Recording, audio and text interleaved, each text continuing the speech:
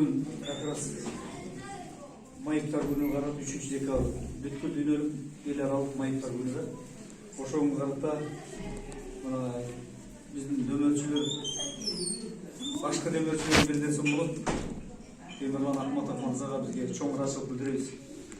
Дайыма биздин майыптарга болгон мамилеси үчүн бизге кылган кайрымдуулук иштери үчүн жеке өзүмдүн атынан, жеке коллективдин атынан дагы майыптардын атынан ыраазычылык билдирип кетем.